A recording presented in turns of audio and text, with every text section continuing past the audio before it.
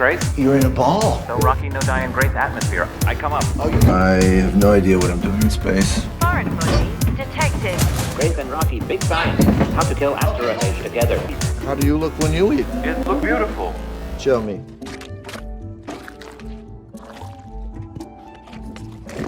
Oh my God. You heard it up top. We are going on our own space odyssey as we head into the stars to cover the newest, hottest blockbuster. It's Project Hail Mary here on Normies Like with your hosts, Colin, or am I? I don't remember. School teacher Michael Ryland. This is Project Hail Jacob. Hail Jakey. You don't want to be jockey. Jockey. Be Jockey or Drace. There's a ton of characters in this movie. Yeah. Yeah. Two characters, really. Mainly two. One forget human, about one alien. Sandra Hüller. That's right. And then the pastry guy from The Bear is in this too. I can't remember the actor's name right now. I That's apologize. right. Lionel Yeah. Voice. All He of has an our expensive favorites. account. All of our favorites. Hey, Squirrel Girl's in this too. We were talking off pod about Wow. Marvel Rivals. You know, so there's some Yes, bit I players am- in this too. Russian Squirrel Girl. That's right. Yeah. Yeah. So And, all of our favorites. Ken Loon. No. It's it's our boy though. A lot of space. boy. I was looking at his filmography because he's in Sunshine. He's in Prometheus. He's in Industry. Not about Yeah, Benedict space. Wong. A lot of Wow. Benedict Wong space movies. So another one for him. Cool. But anyway, and then we get Ryan Gosling doing sci-fi again. You know, I'm a big Blade Runner guy. This is from the same author of The Martian, which was a Ridley Scott joint. So there's a little bit of overlap there with the Blade That's Runner right. sci-fi universe. And Andy This is Weir, the novelist who wrote The Martian and Project Hail Mary, known for doing these science fiction with a lot of sciencey things in them, where you use science to get around your problems. That's kind of what Matt Damon does in The Martian, and so similar stuff going on here. kind of like a hard sci-fi. Huge, hard sci-fi, but huge normie author, I would say, Mike. You know Yeah. what I mean? Like a huge bestseller. Andy Weir, what I think of now when I think of like a modern killer author, like a Tom Clancy or a Stephen King, an airport author, right? He's Like not making a- super hard to digest material. It's very, like you said, it's normie. Like anyone can pick up this book, Project Hail Mary, and read it and enjoy it for what it is. And that's why maybe it works so well as a movie adaptation, because it's a real crowd pleaser, you could say. I say that, Jacob, to defend anyone who's ever like, why are they covering this? What is the purpose of this podcast, Normies Like Us, where you talk about these normie things, these normie genre things? I say this to be like, well, this is a very normie thing, and sometimes a character will break through. Like we'll cover a film like *Malignant*, where you're like, what is this? What is the normie of this? And we're like, well, we have to talk about a certain thing in it. In the same way that I would argue a character has broken through into our hearts and society's hearts with this film. Yes. Perhaps. And also, this is, kind of a big hit. It's sort of, everyone is talking about it right now. It's the big hit in theaters, and it's an original IP blockbuster science fiction movie, which you Wow. don't get too often. And it's truly like a 4-quadrant crowd pleaser, I think, because kids can enjoy it, adults can enjoy it. So I think it's really in the zeitgeist right now, which is also why we're talking about it. Yeah, and it's kind of like a throwback to old school kind of Hollywood. It reminds me of something like Armageddon almost, where you got like the everyman who's trying to save the world, but it's just like this crowd pleaser kind of summer, late spring movie. But yeah, it's just kind of got something for everybody. Not too heavy, Absolutely. feel good. I will this, say, like, I was just going to say, to prove that everyone is kind of talking about it, we have, a friends group chat, and several people in our friends group chat independently sort of texted in and said, saw this movie, Project Hail Mary, really good. My sister texted me and said, hey, I saw this movie. My sister, who doesn't know anything about film, really is not in the film world at all, texted me and said, I went with my friends to see this random movie, Project Hail Mary, and I loved it. And so if my sister loves it, then you know the normies are loving it out there. I told my aunt that I was seeing this film, and she said, "Oh, I saw a thing that said the puppet's real." I was like, "Oh, that's great. Good for you." That's right. Yeah, There's the big again, news someone of who never talks to me about film. Yeah. yeah, no green screen use in this movie is kind of the big PR claim that they were sort of advertising. Sure. I mean, obviously there's Digital CG effects elements, yeah, but they're Right. not using a Yeah. green screen or a blue screen necessarily. Well, here's what I want to ask. I think we'll probably get into our history with Andy Weir a little bit. I want to know that, but I also want to know, like, for this genre, are you guys fans of these sort of like sci-fi blockbusters that I'd really argue are more like space blockbusters? And do you have a favorite, like an Interstellar or a The Martian or something like that? Yeah, well, for me, I mean, I would say this movie reminds me of several of those movies, like you mentioned, three in particular: The Martian, obviously; Interstellar, obviously; and I think Arrival for the alien communication Yeah. stuff. And Sunshine is another one I just thought of that you mentioned. Oh, like, yeah. similar plot line there of the sun dying and that kind of thing. Mhm. And Benedict for me, Wong, yeah. yeah, for me, it's Interstellar. I think Interstellar is like Wow. a really good movie. So love Interstellar. And I kind of compare this. Well, we'll get into maybe some slight criticisms. Overall, I like this movie, but I do have some slight criticisms of it. And I would sort of describe it maybe as Interstellar with MCU type quips and humor in it. Oh boy. I don't know if I'll go fully MCU, but I see that where like this is like the feel good Interstellar. You know what I mean? Yeah. And that's kind of how I look similar at it. plot. The Earth is dying. We have to go out into space and figure out how we can, either stop the Earth from dying or finding a new planet to colonize. Obviously, a very real thing with global warming and climate change and all that stuff. So there's been a lot of movies based on that. So what about you guys? Any ones that Yeah, I you do didn't like mention? time dilation, stuff like that. But Colin, yeah, where do you land on this? Or the movies like that? I love a Sunshine. This is really not my genre. Typically I'll go more like fantasy. Like I've never even seen 2001, what's obviously sort of like the progenitor or the most straightforward of these, like what you call like hard realistic space movies, right? Or sort of like the big ones of our age, Apollo 13, you guys mentioned like even Independence Day or something like that. Like obviously that's where I lean more towards with like crazy blockbuster alien Armageddon. spectacle or something. Yeah. But like I love a Sunshine. Mike Sunshine, maybe your favorite as well. I'm a Sunshine's fan great. of this genre for sure. I like Sunshine a lot. I think Interstellar, I think, is the big hitter amongst these. Interstellar for sure. But I watched 2001 for the first time this year, and I can't help but think like that still looks as good as this, and it's just a bunch of models, and it was the first one to do it. So I definitely recommend checking it out, especially if you like this. Go back and like see the originator, like listeners. If you like Project Hail Mary, go watch 2001 to get a contrast of just how far we've come. But yeah, I'm a fan of the genre. Classic, Stanley Kubrick, of course, one of the greats of all time. Yeah, I mean, I like any kind of space. I love space. I love science fiction. Yeah. I tend maybe towards the Star Trek, or grand adventure or space opera of Star Wars or something like that.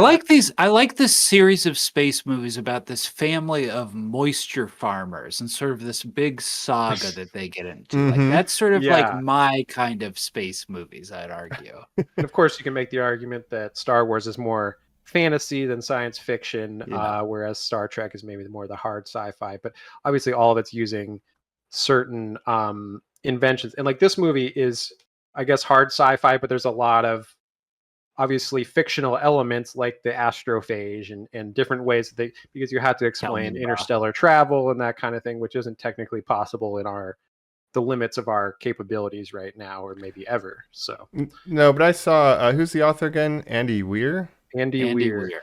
I saw some interviews with him. He has spreadsheets upon spreadsheets of calculations of how much energy the astrophage can create if it was to be an engine, how fast you could get. Like, he thought it as much as he could too realistic, That's all kind of in the background. That's the ultimate problem with sci-fi is interstellar travel, not physically possible it's because we don't have, like you said, the energy to power the engine that would require to project our spaceship through space. Obviously, with something like Star Trek, you invent something called the warp drive, warp capability, and that kind of thing. So obviously whether it's light speed or any of these things, you have to invent some kind of sci-fi way for them to actually travel that far in space. But And the that's kind style of is the to treat aftertaste it is a new, as close yeah. to real as you can. And he's like, yeah, if they have to go to the subatomic level to catch me cheating, I think I did a pretty good job, is what he was saying about his maths. Yeah, but he's like doing obviously his the best. astrophage doesn't really exist in Also, real have you life. seen my drawings of little Right. spiders? But the math of how it Oh, might. Anyway, but oh, yeah, we'll get Yeah. into it. What are But I like these? this Well, kind I of also hard want to shout sci-fi out. approach. Yeah. Yeah, one other thing I want to shout out is a show, obviously, The Expanse, a show I've Mhm. talked about before, which is it's a realistic sci-fi in that like kind of everything it's a near future where everything is pretty similar to how it is now, but there's some technological advancements, and we actually can't travel that far, but there are, we can go to Mars, we can go to the asteroid belt and that kind of thing. So Jacob, yeah, check out The Expanse. one of your boys, Ronald D. Moore, Love Ronald D. Moore. Mhm. For All Battlestar Mankind. Galactica. Do you fuck with that shit? I haven't seen it. I've heard a lot of good things about it. Yeah. It seems like a show that would be up my alley. I just haven't had the chance to check it out. And that's another near future. It's basically an alternate reality where basically I think like Russia won the space race in the 60s, and then we kind of go from there, and there's little changes that make a different reality to the one we know. But there's a lot of, traveling to the moon and stuff. But I've heard a lot of good things about that one. Ronald D. Moore, obviously, Star Trek Deep Space Nine, Battlestar Galactica, another great show that I love. So yeah, a lot of good stuff. I was excited for this when I saw the trailer. I didn't, I didn't think I fully expected what it ended up being, but I just like, all right, space movie about saving the sun from dying. Like, yeah, I'm on board for this. Pun intended, I guess. I was on board. Yeah, I saw the trailer. I had heard Ryan Gosling was attached, and he tends to pick good projects to attach himself to. I mean, lately he's been in some weird ones like The Fall Guy that I wasn't so into. Yeah, and that did not really work. And everybody keeps talking about how, he should have had an Academy Award nomination post Barbie, and that was a big win for him. But really, he does pick these projects that really don't seem to make a lot of money. So is it odd that I was kind of rooting for success for this film? Like The Nice Guys, one of our favorite movies ever, film no one has seen, a huge failure at, the box office. I'd say it's maybe became a cult hit post, it wasn't commercially successful, but became a sort of hit with niche fans. But I've always paid attention to Ryan Gosling's career, Drive, Blade Runner, like you said. I like a lot of the projects he attaches himself to. And so I'm like, if he's interested, then I'm interested. And then of course we have our Spider-Verse guys, mostly Lego. doing, Lego movie, mostly sticking to animation, doing their first live action directing work here. And so I was interested to see how it would pan out. It's been a minute. And we said, you're like Ryan Gosling picks things he's interested in. He's very interested in this because he optioned it in like 2020. He bought the rights before the book was published. So he's been working on this thing for 6 years as a producer. He got his guys, Lord Miller. He got Amy Pascal from ex-Sony because she was with some of the Spider-Verse stuff. Oh, right. And they kind of put together the super team. Yeah. Original film. I saw that. Is that true? Title in front of the It's film. an Amazon now that we own original. MGM. Amazon MGM. I don't love to hear that.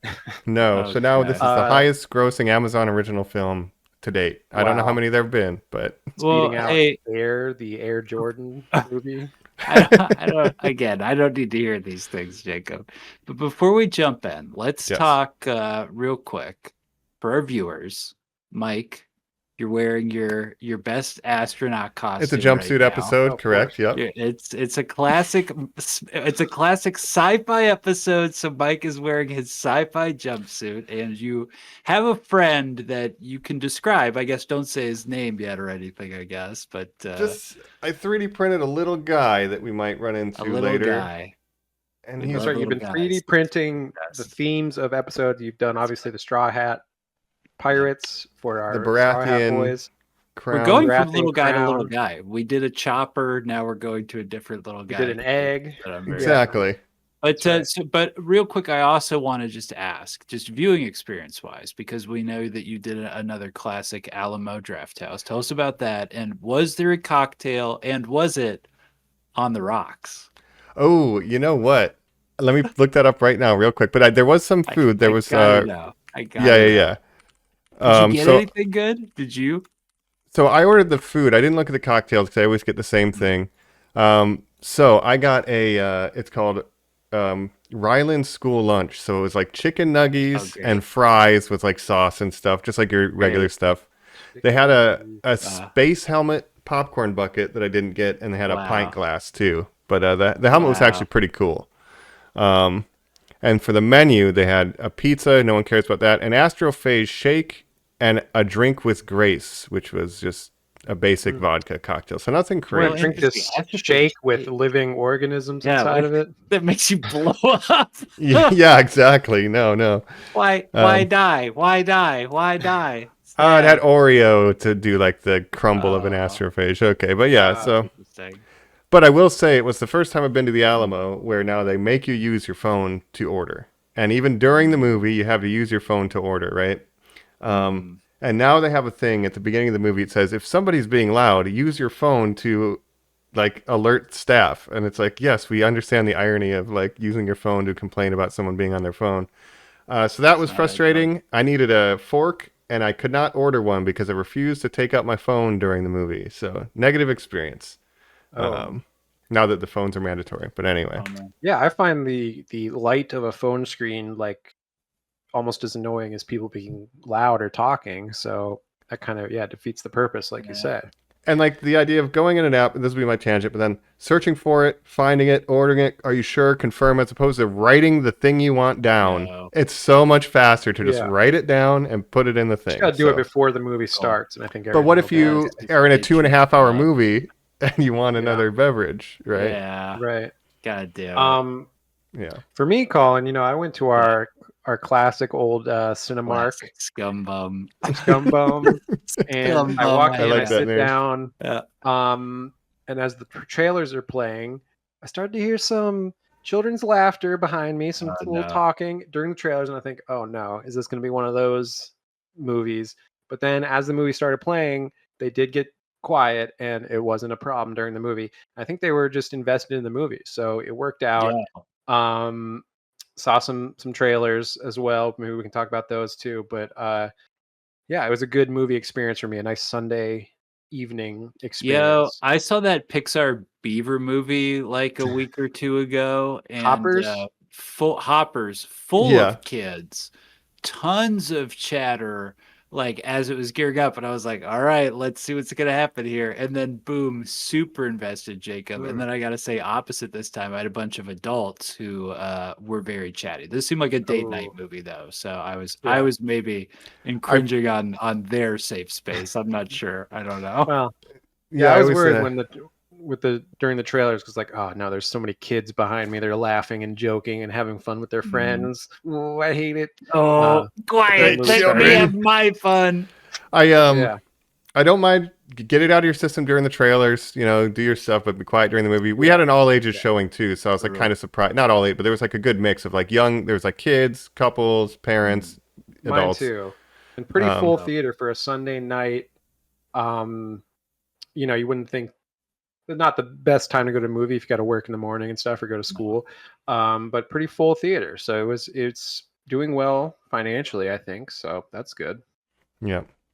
A quick fun fact, Colin. I was somehow browsing and I saw the Japanese title for Hoppers, and it's called Watashi wa Biba ni naru toki. The time I became a beaver. That's good. That's very isekai. That's good. Yeah, it's very isekai really core. Because Because what is Hoppers, right? What does that mean? But anyway, that's really fun. No, that means nothing. Guess what? It means nothing in the movies. No, that time I became a beaver. It's a much better title. I love it. Yeah, the film is called Dennis Hoppers. There we go. But we're going to planet hopping then. Yeah, as we go to try to find the solution. Just trying to get my bearings because I just woke up from a long coma and I'm not really sure what's going on. What's the plot of this film? Yeah. Do you have an expense account? Not hitting anything. Putting a note. Betrayal by guy from the bear. Yep. Hey man, we bought licorice together. This is bullshit. Skittles. We got Skittles. That's not a bond. Skittles. Yeah. that soured the relationship. It's a metaphor. They got sour Skittles. Don't you see? It's all Yeah. been thought out. Lord and Miller. Yo, can we get Skittles? We're back here on Normies Like Us, talking Hail Mary, full of grace. The Lord be with us. That's right. It's Ryland Grace inside the Hail Mary project. That's the big pun Andy Weir's making. We love to see it. Mm-hmm. Amazing. That's right. Amaze. Yeah, Project Hail Mary. Yeah. Broadly, The Lord Chris Miller, directors of this film. It's written by Drew Goddard, who of course adapted the last Andy Weir movie, The Martian, which was directed by Ridley Scott. smart play. Scott Like, joint. yeah, Ridley Scott joint. But yeah, just get the guy who adapted The Martian to do this one. Let's not. He was Right. Get nominated crazy. for an Academy Award for it, so that's kind of a nice Mm. handshake deal with Andy Weir to be like, I don't know, you do a pretty good job writing my very cinematic books into movies. And they're kind of So- similar, does have like every man yeah. solving a problem in space, right? Same They're similar. formula, Yeah. same kind of dialogue, and yeah, I noticed like Andy Weir, like he uses like his characters a lot of time use humor as sort of a coping mechanism, and that's kind of what this Ryan Gosling character does. Self-tape, humanity, hope, like there's all these, Self-tape. like, Yeah. themes, Mm-hmm. recurring motifs. Yep. I will say, we're still waiting on the third Spider-Verse movie. I don't want to pressure Lord and Miller, but been waiting on that for a while. Don't know when that's coming out. Would love to Like see I s- that.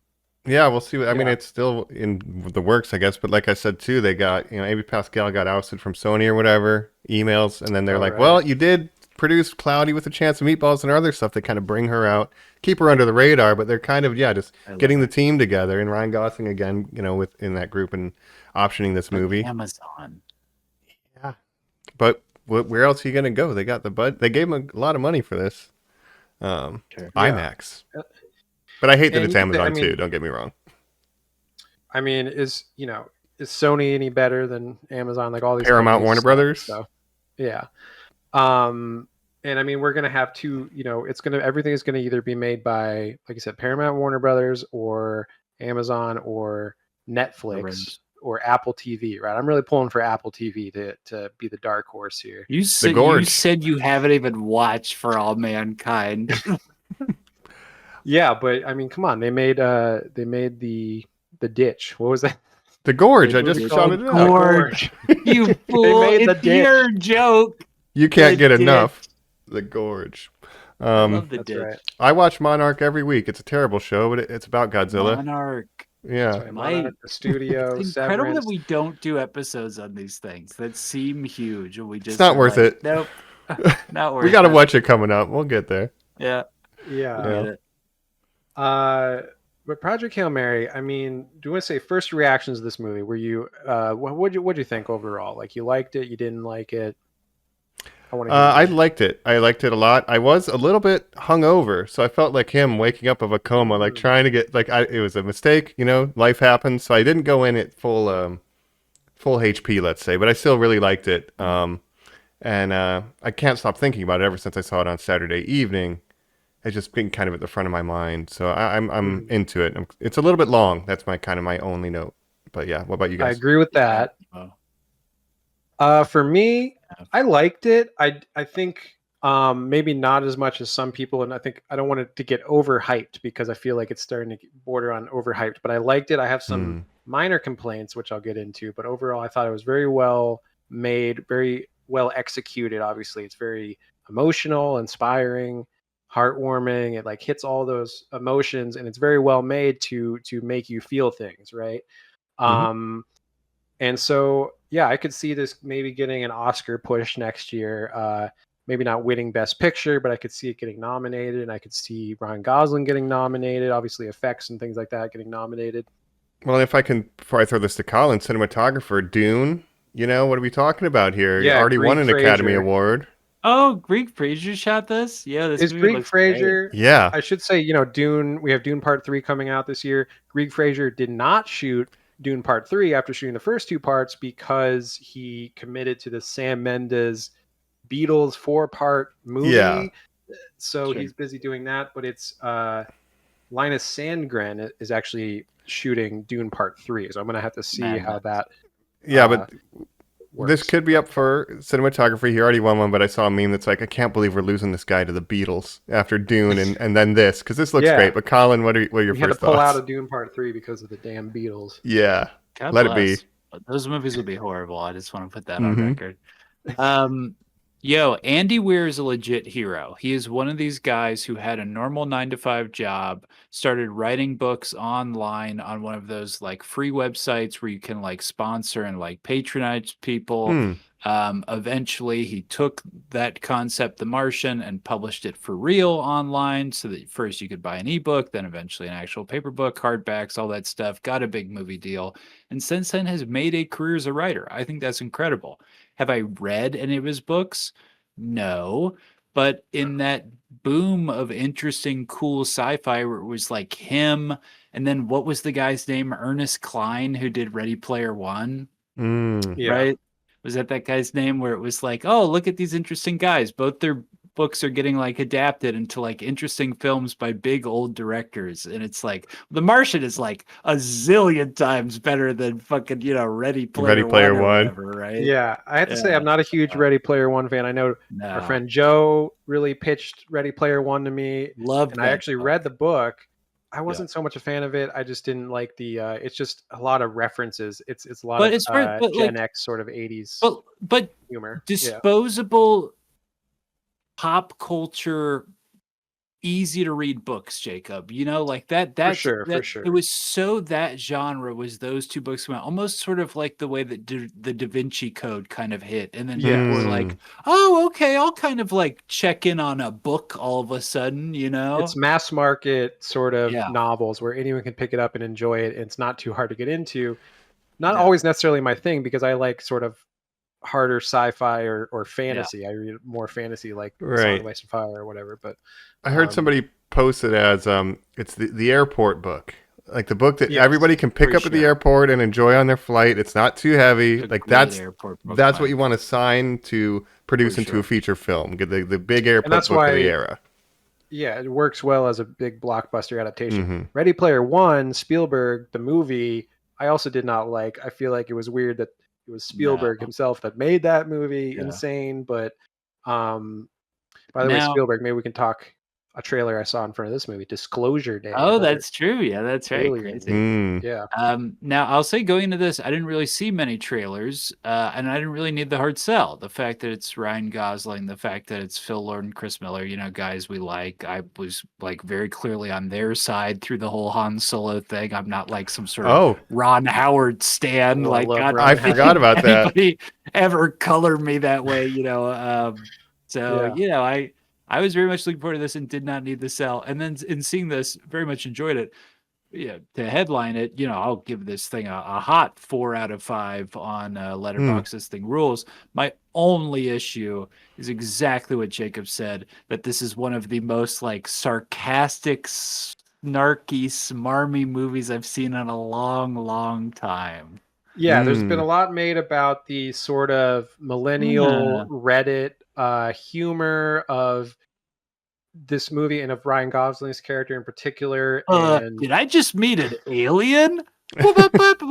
yeah, He And thinks so I'm stupid. I think it works to a degree because obviously Ryan Gosling's character is in very serious life or death situations, and his character uses humor as a coping mechanism or as a defense mechanism. So in that way it works. But I just wish the movie was like taking it like 10 to 20% more serious at certain times. This would be a 2 out of 4-star film if it honestly didn't work. The fact that this film has a moment where he is crying and it pays off his entire personality this whole way, and he's like, "Oh my God, I'm so happy I'm gonna live." You're like, "Oh," and it's so much catharsis that it makes the weird attitude work, but it's just still not my favorite personality type for somebody to have, basically. Yeah, I think the other thing is Ryan Gosling has the charisma and the charm to pull it off. Not every actor would, but because he's Ryan Gosling and that's kind of already his persona, he's sort of just playing a Ryan Gosling-esque character. And I'll say with the flashbacks, the structure of flashing back to the Earth segments, and you get some interesting twists in there. that I also liked and sort of enjoyed that. But I will say, yeah, it has that humor, and that's been a lot of the discourse online that I've seen of like, if your tolerance for that kind of humor and quippiness is going to really determine how much you're going to sort of vibe with this. Again, I think it's sort of the MCUification, maybe not to that extreme, but it did remind me of like They Fly Now and all that stuff. So, yeah. Did Josh? I don't know. How do you feel about Joss that, Mike? Whedon ruin an entire generation of media creation, basically starting with the We've Buffy talked about it influence. before. I think like Yeah. that, like it really did have a ripple effect. That stone thrown into the Now you creative can't even pond. get a goddamn Buffy remade, Mike. Nope, you can't even. A lot of bad Buffy news lately. Yeah.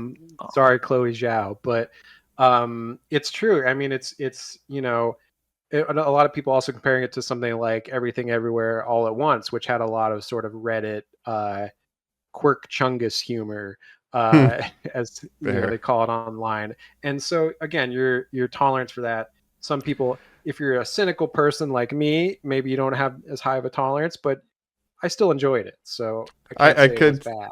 I could see a certain character saying "I can has cheeseburger" and it would have fit right in tonally. Right? Yeah. Yeah. And so I guess that could, your mileage may vary. Or which one is but I think correct also, at this point. It also is because it's so sort of wholesome, and it to me it's in the same genre as something like Superman, a movie we've talked about a lot, James Gunn's Superman, where it's like that hope punk, like, you know what, actually, being good for just its own sake is a noble pursuit, and maybe this movie shares some DNA with that kind of thing. I got served on like a YouTube Shorts the scene of Corn Sweat screaming at Luther, being like, "That's what you don't understand." And you like saying like all the good stuff, and I was just like smiling like an idiot watching it, dog. I fucking love this shit right now, and and this film, Jacob, puts me in a very good mood, especially with how it ends. Where literally I'm just like pumping my fist. I'm like so happy. Yeah. It's a crowd pleaser for I think sure. if you go back and watch The Martian, Matt Damon's character has a lot of similar attributes to Ryan Gosling's character in this. I think that's just the character that Andy Weir kind of likes to write, where Matt Damon is in this situation where he's stuck on Mars and he's having to make do with the best he can. And he's sort of joking and making these video diaries, and he's joking with himself and stuff. What if a handsome blonde guy was stuck on Mars? Yeah, that's a good idea. What if a handsome blonde guy was stuck in space? Yeah, that's a good idea. Yeah. What else can a handsome blonde guy get stuck in? Be stuck in doing, yeah. There is something to that though, Jacob, because I had never seen The Martian until after I watched this, and then I watched it on Sunday evening for the first time just to kind of get a vibe. And like I get Matt Damon joking because it's like the stakes are him. With Ryan Gosling, the stakes are not just Earth, but every sun in our solar system is being affected by the astrophage. Like the stakes are so much more that it should be a little bit less jokey at times. I can agree. Right. Right. But then again, if you understand his character and be like, he never should have been in this position. Like he wasn't meant to go into space. He's just a middle school science teacher who used to be sort of a professor or whatever, a scientist, but he's sort of slumming it now as a middle school teacher because of some of his theories weren't popular or whatever, right? So he's doing that, but he's very much against like participating in this mission to the degree that he has been sort of forced to, as we find out.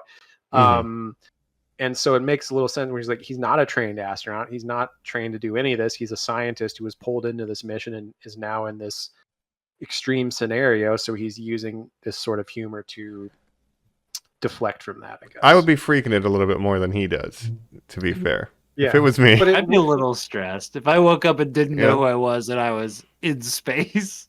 Yeah, by myself. Once you're there, like, what else can you do about it? But then, try to, get through it.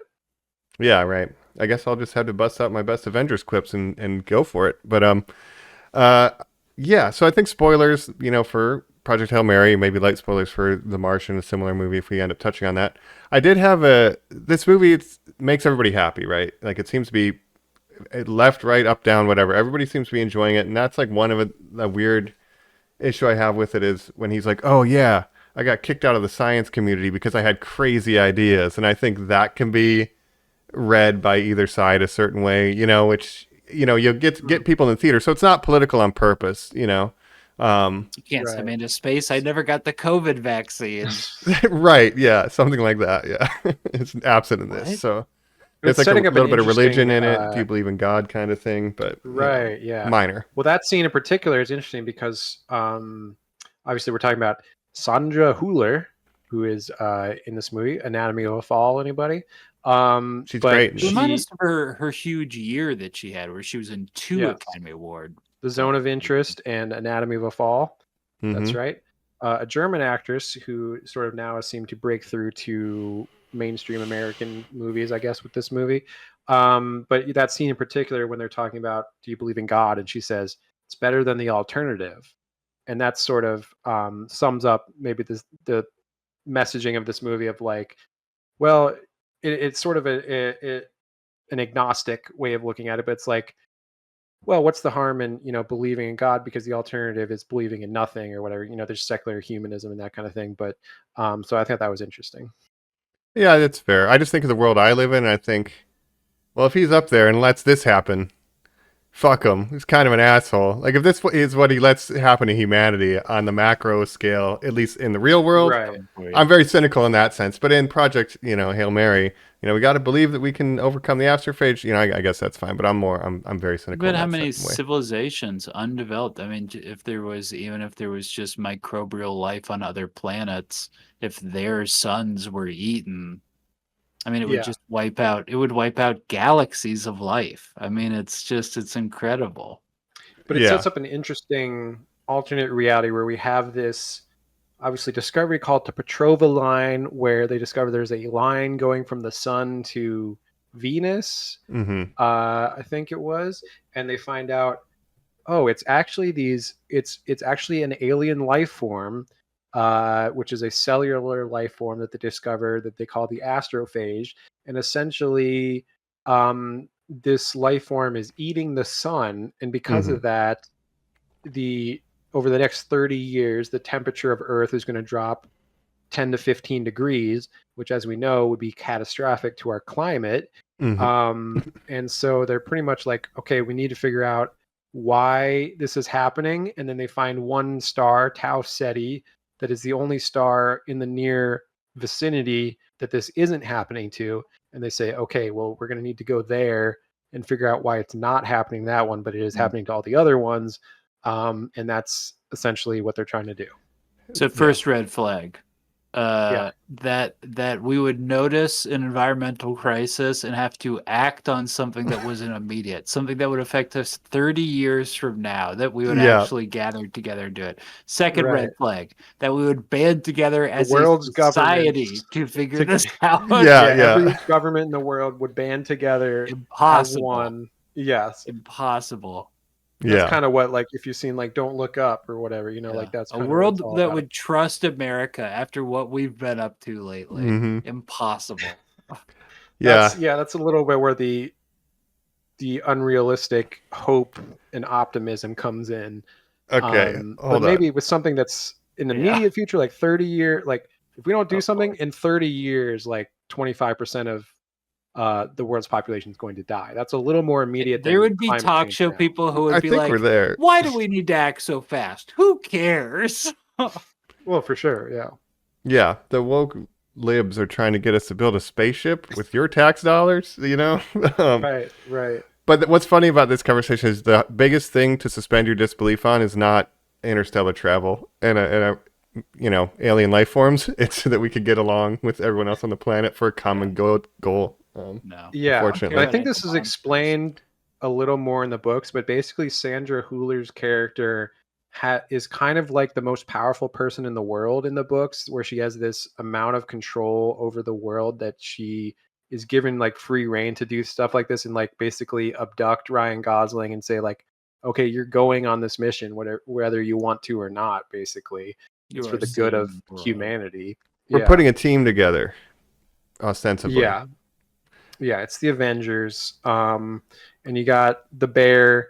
You call him the guy from the Bear. I call him the guy from Odd Future. Sure. But Lionel Boyce as the government guy, I guess. Remember the Loiter Squad? Yeah, Tyler the Creator. Marty Supreme. Wow. I will say, I like the structure, how we open kind of on the Hail Mary when Ryan Gosling is waking up with his beard and his long hair. And one of the effects of this medically induced coma is like this amnesia. And so the flashbacks are really him getting his memory back as opposed to just the narrative flashback. Like it's kind of diegetic in that way. It's him remembering why he's on the mission. He's trying to figure out who he is. So in that way, I kind of like the structure of a little bit of Hail Mary, a little bit of remembering what we were doing on Earth, and the back and forth. It's well done. Yes, I also like this flashback structure because you're learning new information, and like I keep mentioning this twist towards the end, which really changes the whole how you perceive this character. I don't want to get there yet, but we'll talk about it. And then it twists towards the middle that we spoiled in the trailers, but I would have preferred that to have not been in the trailers, if you catch my drift. Yeah, they shouldn't have revealed Rocky in the trailers. I agree with you, because that would have been much better. But maybe they thought they needed that in the trailer to get people to go see it. 56 minutes into this film, you meet your best friend. Yeah, we're burying Baby Yoda now. It's Rocky season. Daddy's gone.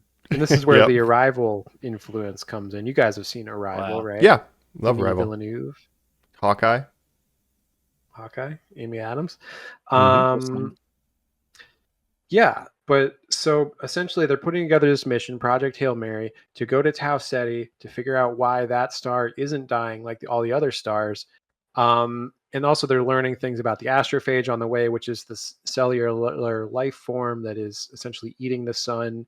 They find out that they're going to Venus to breed, and they're able to breed them on Earth. They also realize that it can be used as an energy form, and this is exactly the form of energy they need to power their engines for their spaceships, because it is so much more energy efficient than anything that we could perceive, in that like a small time bit of it could blow up an entire building, right? Or like a huge amount of area. So yeah, and I guess the idea is, because there's no friction in space and it's such an efficient energy source, you can accelerate infinitely to get right up to the edge of the speed of light and make the journey a lot quicker. You just keep your foot on the gas, and once you reach that Did we point, explain you coast. who Ryan Gosling is? That he's a teacher and former molecular biologist.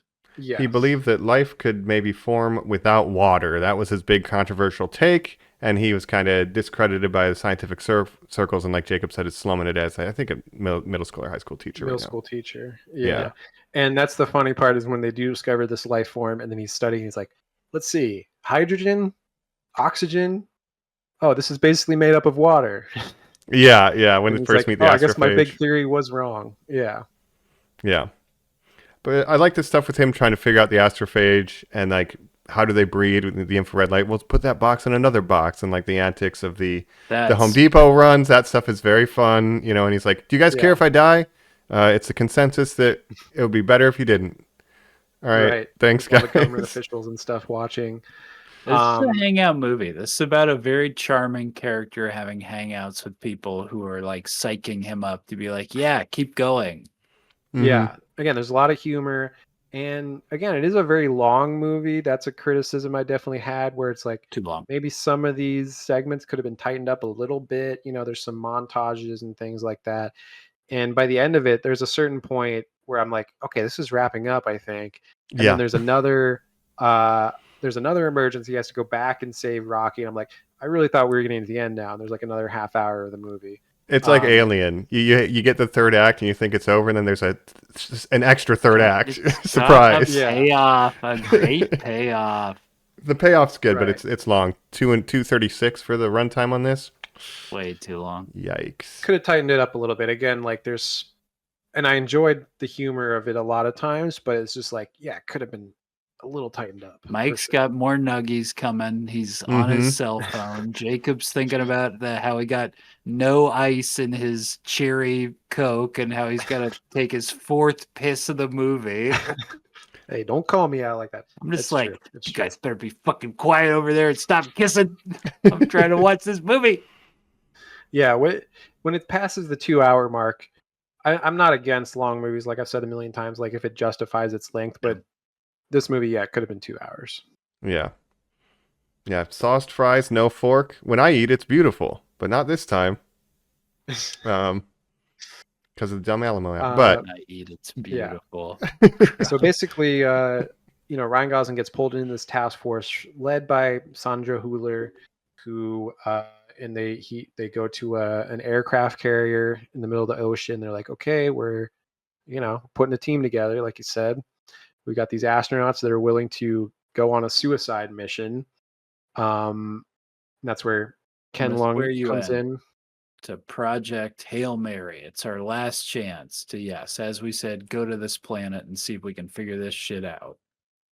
Yeah. That's right. And we have Squirrel Girl is there too. I like when they're like, so Squirrel you're Girl. not gonna. It's a one-way trip. She's like, I want. What does she want? She says like something with She heroin. wants like lethal injection with a little bit of heroin in it. Yeah. Yeah. Milena Vaintraub. Vaintraub. And Ken Lung, look, industry heads. They do karaoke. Yeah, Ken Eric Lung. Tao, maybe I'll be talking about industry a little bit. No, and I was conflating The Martian and this together when I was bringing up Benedict Wong being in space movies, so that's a separate thing. But I was just thinking of Sunshine and all the other stuff with him after I watched The Martian. He's in a lot of space movies. Yeah. Anyway, yeah, Ken Lung, Melania Vaintraub. Yep. But it is funny that he's doing a Chinese accent. He's playing a Chinese astronaut, but he is American. He has an American accent normally, Ken Lung. Mm-hmm. I thought that was kind of funny. And Milena Vaintraub is doing a Russian accent, I guess. Mm-hmm. Just keep going linearly on the rest of this stuff. Like, it makes sense to kind of get all this Earth stuff. I guess so, out, yeah. right?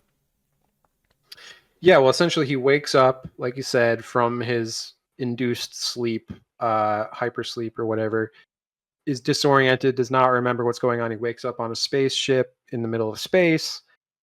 He finds the two bodies of the astronauts who died on the way there somehow. Very Planet of the Apes. But he's having to put everything together, and he's like, I'm on a spaceship. Slowly starts to remember more about the mission. Yeah, and then he goes through the photos, like, am I single? Like, what's my deal? Like, he's trying to figure it out, like going through all their personal effects. When he says about that guy, you were smiling all your photos, so you must have been a great guy. That really got me. I really liked that funeral that he had. And he's like, he looked at their personal effects, and he gave them a good send off. Yeah, you had a lot of friends. How they died on the way there, like what they don't really explain what happened for them to die on the way there, but it was the pilot, and because it was a 3-man mission, a pilot, an engineer, and a scientist. He's the scientist, so the other two are the pilot and engineer, and somehow they died in sleepy drugs didn't work. Yeah. I know in the book there's a subplot, I didn't read it, but I saw this online, there where you have to have a certain gene that makes you able to go in deep space coma and survive it. Like it's really hard to do, so maybe it's just a Hail Mary that you even survive it, and they just don't. But they kind of remove that gene subplot for the movie's sake. I think that makes sense. And they do stress kind of over and over that this is such a long shot, such a Hail Mary that, like, if one thing goes wrong, like, it could just be a total failure of an experiment, but it's really either do this or do nothing. So they know that it's a very small fraction of actually paying off. And these astronauts also know going in that it's a one-way trip because they have enough fuel to go one way but not come back home. So they know that they're signing on to essentially a suicide mission. Right. And there's an incident at a certain point where some of the trainees and the astronauts, the backups, there's an explosion. We find out due to a miscalculation, a minor miscalculation with the astrophage, but it's so powerful that it causes massive explosion. And now we have a shortage of crew members for this mission, at which point the decision is made against his will that you are going on the spaceship. Well, but you don't learn that. You kind of find that out way later in the movie. Yeah. Yeah. So you find out in small bits of like what actually happened for Ryan Gosling to actually end up on the ship. But essentially, so he arrives at Tau Ceti. He's starting to remember more about the mission, and this is where he sees essentially another spaceship. And this is the first contact with our little buddy, Rocky. Yeah. And this is like, they get the funny, like, I like this bit where he's like, no, I'm getting out of here. And he zooms away, and then it matches him, and they do this kind of dance to match. Rocky sends him a message. And he like misses the first one, and he's like, why is this one going slower? Oh, he thinks I'm stupid. They think I'm stupid. Right. And that's literally a Hail Mary. It's a pass. He's throwing a pass downfield to Ryland. Like, please catch this, buddy. We're gonna figure it out. Yeah. Now, Rocky, I'm really fascinated by Rocky because it's such an interesting idea of how to make an alien where he's so non-human. He doesn't have a face. He's essentially like a sentient rock with arms and legs, and the spaceship and just everything about them seems so alien. They're using xenon, which is a gas, but they have a solid form of xenon, and he can like build stuff out of it. And all this kind of stuff. And I was just so fascinated by this alien culture. Echolocation. Now they're Iridians, is what they call them. Mike, will you hold up your printed piece closer to the camera again? Now, like Jacob said, here's the fascinating thing. As I mentioned, as my aunt pointed out, this is a puppet. It's employed by 8 puppeteers, what they called the Rocketeers, the Rocky operators. And it is very. It has these solid forms. It does not look like, soft. It doesn't look like a crab. It does not look like in any sort of way where you'd see face holes, features, or whatever. But then you get those green bits of crystallization, Mike. Are those its features, do you think? Like, is that what Rocky is? Well, it's almost got like little drawings and stuff on him because their culture is so alien to us, but they're like living rock. And they can like carve stuff on them because he has got like the Petrova line carved on him to explain that. And I loved all this stuff of Grace, Ryan Gosling. At one point he wears celebration clothes, but yes, keep going, Jake. Yeah. Just all the alien communication stuff of trying to learn how to communicate with this alien who does not speak a language that you understand. They basically talk in like tones and like vibrations. It's like whale song. Yeah. But it's like and again, I think the movie Arrival is a good movie if you're into this kind of stuff. And it's essentially the size of a dog. I mean, they're not also huge. They're not. No, it's a little guy. It's like if a giant crab was made out of rock. Hello, I'm a little crab, and I made a spaceship, and I'm going to space now. Right. So I did some. What does Grace do? Is he? Sorry, go ahead. No, I did some research. I was looking up like how does this guy work, and it's like their planet has like a super thick atmosphere, 2 times the gravity of Earth. So like inside of them is only like maybe a couple pounds of organic material. And then just all this calcified material grows around it to protect them from the windstorms and stuff. So like the rock is their body, but like it's more of a protective shell that develops on the planet. It's very strange. I love him so much. And you get little details throughout the movie about him and like, they watch each other sleep because they're in some kind of vulnerable position when they sleep. So they need to watch each other because of natural predators or whatever. And essentially if a human went to their planet, they would just be crushed by the gravity. Right. But so Ryan Gosling, Grace, he uses like translation software, and they sort of devise a way to translate certain words that Rocky's saying into English, and then eventually it starts with just written on the computer, and then eventually you can put a voice to text kind of speech mode on it. And again, it's just very good, clever writing. I don't know if this is from the book or if this is just Drew Goddard being a very good dialogue guy, but saying things like, not a lot, 200 words. I mean, enough to order an Iridian restaurant. Yeah.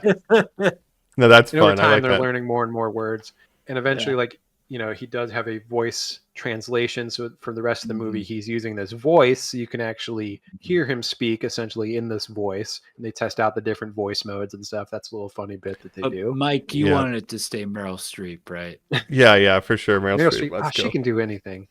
She can do anything. Yeah.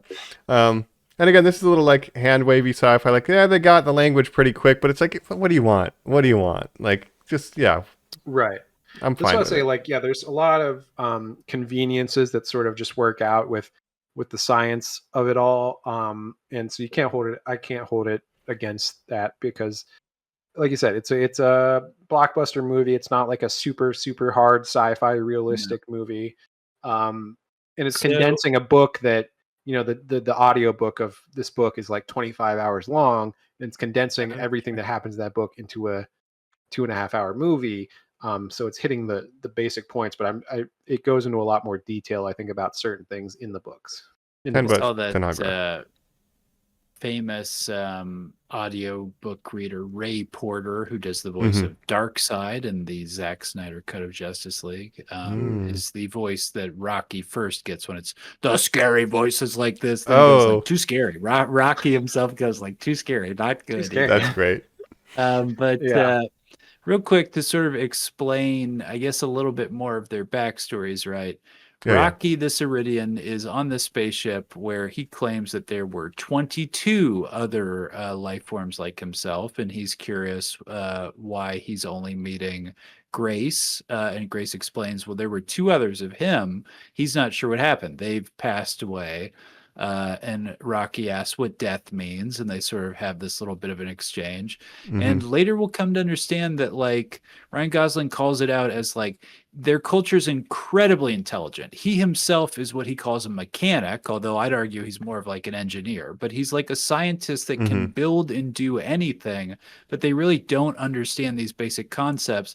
And in fact, they don't understand radiation. Yes, which was the death of his people, that he's like, I don't know why they all just sort of like drop dead. It's like, well, you're sleeping next to the you're flying toxic through space. fuel.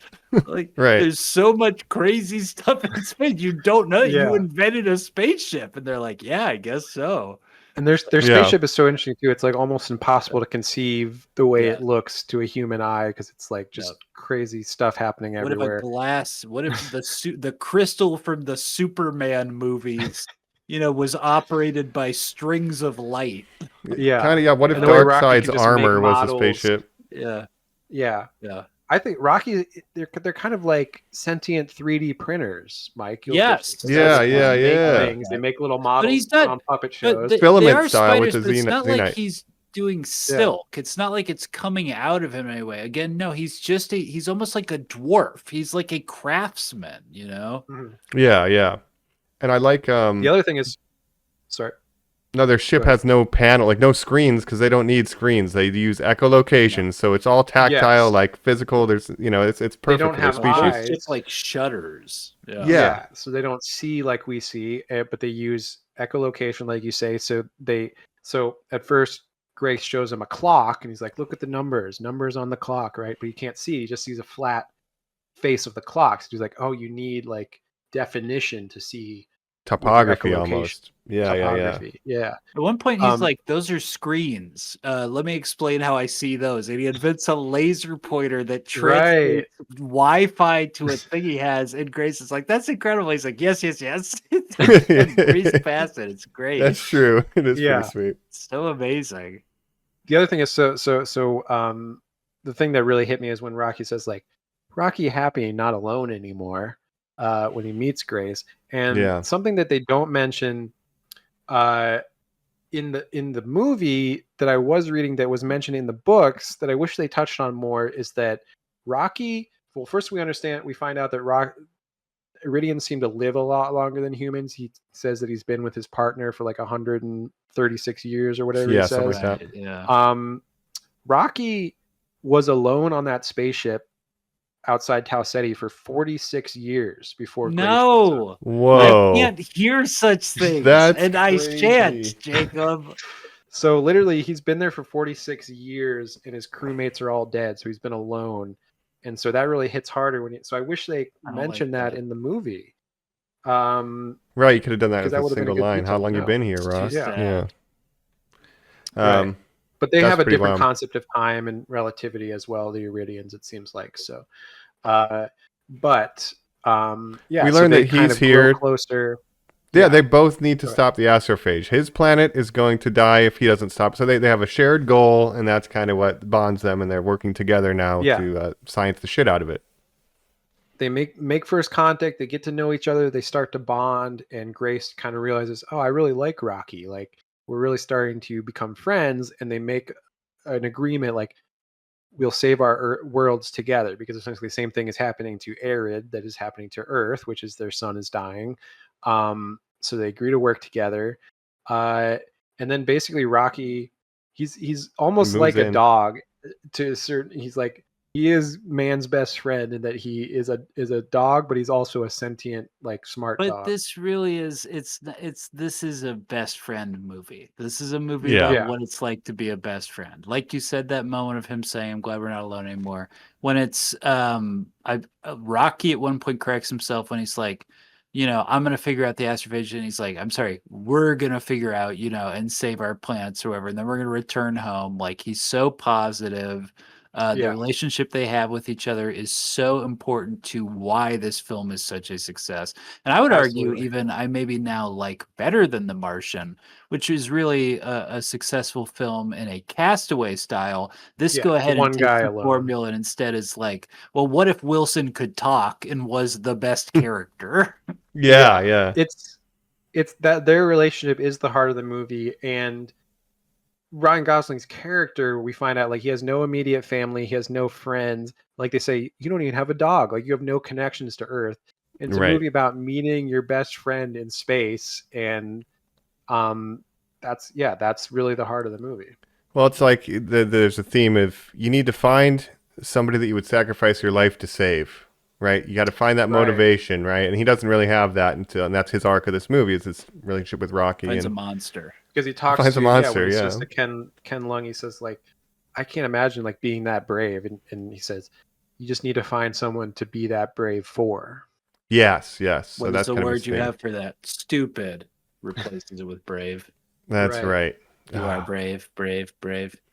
Yes. So this relationship I really love, even when he just moves in. Want to see human technology. Why is we're messy? Why we're messy? Basically, he builds himself a hamster ball so that he can come, because basically Rocky can't survive in our atmosphere. Mhm. We can't survive in their atmosphere. So at first they're talking through this essentially glass wall, but as they get to know each other,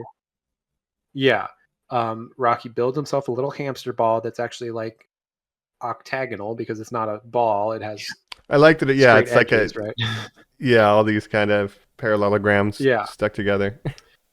But he can roll around in it, and he comes over to Grace's ship and basically moves in and says, all right, we do stuff here now. And then he Science says, kill I need to astrophage. make a bigger one to sleep in. And he's like, you don't need a bigger one to sleep in. You got this one. He's like, no, need a bigger one. Yep. He's like, I need to Yeah. watch you sleep. Yeah. It's great. Yeah, that way, closer. Yep. It's very so important that they slowly watch half each the other lab sleep. is overtaken by his hamster network of lattice Yeah. structure. Right. Yeah. That's great He stuff. tells me what to do. He tells me when to do it. When I'm His doing it, hearing- he says, his why are hearing you is so doing good. that? Why are you doing that? Who are you talking to? Yeah. Who is Grace talking to? Hey, can you hear me right now? Of course. Can hear. You Can see how hear. far away he is? Yeah, that's good. Yeah. You can hear everything. But so the result, they're doing experiments together. They need to essentially, they find out that the astrophage on Tau Ceti's planet is there's some kind of natural predator to the astrophage, which is eating the astrophage, which is why their star isn't dying like the other stars are. So they need to essentially catch some of that predator, take back to Earth, that they can breed it and then use it on their astrophage, on their sun. Teaches. Mm-hmm. They've in that with the device that he's taught him to use screens. He's very much invited Rocky to come into this hologram chamber that he kind of has this sort of Yes, surrounding the thing. And he's holodeck. teaching The proto concept of holodeck. fishing. And so they're going to fish in a cloud of on Tau Ceti E, the planet, to see if they can find this astrophage eating amoeba. Mm-hmm. And this is when they start to bond, because it takes 11 days to travel from Tau Ceti, the star, to the planet Tau Ceti E, which they then rename Adrian, which is like Rocky and Adrian, obviously. Rocky Adrian's partner. watches the movie Rocky, by the way. It's great. Right. Now, so this was obviously in the book, these names, Rocky and Adrian, but it's a little bit of brand synergy here, because Rocky is, of course, an Amazon MGM property. So, Wow. what a nice coincidence for Amazon, right? Wow. Love to see it. Great. Michael B. Jordan, But best actors in some of those movies. Creed. See, sometimes it doesn't work. Where the cat in Captain Marvel in the comics is called Chewie, and obviously Disney owns Star Wars, but they were like, actually, we don't want you to think about Star Wars when you watch a Marvel thing, which is why its name is Goose after fucking Top Gun in the fucking MCU, which is so dumb. That is dumb. But the Rocky, Rocky thing is apt here because because he's a it's an rock. underdog, and he's a rock. But like, Because he's a monster. Yeah, he's an underdog. because he's a monster. But they start to bond because it's an 11-day trip to this planet. So they're together, they're hanging out, they're going to the holodeck. They're learning about Earth and stuff. Mm-hmm. And so they get to this green planet, which is again beautiful visuals in this movie, right? Yeah. Beautiful space visuals. Yeah, it's got these crazy like storms on the surface or whatever, like these swirls in it. Have we already done the part where he plugs in the thing to see the red reflections, and it's basically all shot in Rocky vision, and he shuts his eyes, and Ryan Gosling does like a little flip, and Rocky's like, "What are you doing? What are you doing?" He's like, "I'm just having a moment." Just having a moment. Floating through space, like let me just feel those. Yeah. And we know as viewers still, and of course he's said in these video diaries that he has not told Rocky that he is on a suicide mission. Correct. Yeah. Yeah, he's white lied to Rocky and said, "Yeah, we'll go, and then when we solve this problem, we'll go back home." Because Rocky loves to talk about their homes, and in fact, that's how we learned about Adrian, his mate, and Ryan Gosling's like, "You have a mate? No way!" And he's like, "Yeah, of course. Why wouldn't I?" And he's like, "I don't know. We've been What's together her name?" 107 years for years. like 5 minutes. It like just keeps going. Yeah, he's like, "We've been together for hundreds of years." Mm-hmm. Yeah. So they eventually they're like, okay, we need to go fishing to the surface of this planet, catch some of the predator, with this retrieval device. Rocky makes a 5-kilometer chain. So I'll make a 5-kilometer chain, no problem. This whole time they've been having conversations, and he's just been sitting there doing this little time. They're like, "What do you want to do?" He's like, "What do I want to do? I want to use my chain." And he holds it up and shakes it. He's like, "Oh yeah, you have been making that chain For 11 days. Yeah. So they're going fishing for the astrophage predator. This is the shot though, like Colin alluded to, like when you get the infrared, when it kind of flips and you get to see the whatever the particles are called. And like they did that all in camera, like they pulled a filter that allowed the camera to see infrared. So like on the soundstage, it just looks like Ryan Gosling in the dark looking at his hands and stuff. But through the camera, all that infrared light is showing up. So like that's so cool. like in camera, that's cool. not CG. Yeah. Like that's how it looks. That is cool. Again, they set that up with the astrophage, like in the beginning when he's doing the black box experiments and stuff, and they go to the light. Basically, they're drawn to the light, and so that's how they learn how they're feeding off the light or whatever. They're going to breed, Yeah. And meanwhile, so eventually we get the reveal of, I can't go home. We had enough fuel to get here, but not enough. Oh, you lied to Rocky. What do you mean? Yeah. But then he's Why like, Cookie Rocket? Why Cookie Rocket? No Rocky. I wish he said, No Cookie Rocket. why Cookie Rocky? But then he says, Rocky will give, enough astrophage for you to get home. And Ryan Gosling is saying, oh, I've made peace with it and all this stuff. And Rocky says, my crewmates died and Rocky couldn't fix, but Rocky can fix this. It'll just take me 6 years slower to get home. Right. Yeah, this is where I was crying, Wow. And Ryan Gosling, when he says like, "Oh, I didn't mean any of that stuff I said about making peace." That's just what people say. Specifically. Yeah. So I'm crying, okay? Yeah. And it's in the way that it's shot is his back is turned. It's totally in black silhouette. Rocky, it cuts back to him as he's making this calculation, and he starts doing math with his little hands and then says, "Oh, it's actually okay. I could actually give you that amount because it's okay." And Ryan Gosling from behind, just kind of with a shaky voice, is like, "Well, you couldn't do that." Rocky's like, "No, it is." And he says that thing you said about fixing it. And then I'm crying by this point. And then the turnaround reveal to Ryan Gosling is crying. Now I'm crying more. Then the comedy joke of Rocky being like, "Well, why are you sad? You said you were okay with it." He's like, "That's just something people say." Yeah. I wasn't okay with it. It was horrible. Like, it's so great. That's landing for me. That is what makes his whole weird attitude, the whole movie worth it is that one scene right there, honestly. Right. Oh, And then man. again, So the earnest. the ultimate twist of when we flash back and we see, okay, the whole science team died in that explosion. Now we need to like emergency. You're like the only person, because you're an expert on astrophage biology and all this stuff. You're the only one that we can do this. Like, I'm not trained to be an astronaut, blah, blah, blah. Like, I can't do this. And as you find out, he is not the hero. Like, he is a coward at the end of the day and says, I'm not doing this. Like, you cannot convince me. I will not be doing this. I'm sorry. I know it's like a selfish thing, but I'm not doing it. And they essentially say, no, you are doing it because we're drugging you and putting you under and putting you on the spaceship. So you see that he's there against his will, which he doesn't realize until later. Yeah. And that kind of sort of underlines the whole thing of like, he's not at peace at all because he never agreed to do that in the first place. Yeah, and then she even says like, look, it's not a negotiation or whatever, but like, I just need you to understand why what's going to happen next is happening. Like, you're going no matter so what. I have to do this.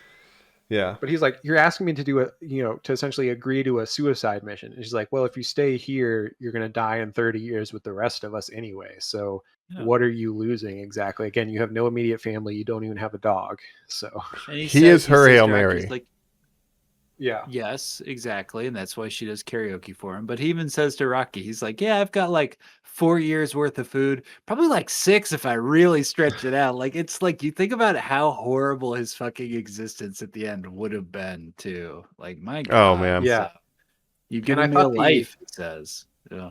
The Earth scenes are so fascinating with the astronauts who have committed to doing this. And like there's that karaoke party scene where he goes out and talks to Sandra Hüller, and he's like, such a weird vibe in there of like everyone's partying, having fun and stuff, but they know what's eventually coming. And that's when she does the karaoke scene, which is like a great scene and everything. So So weird. Yeah.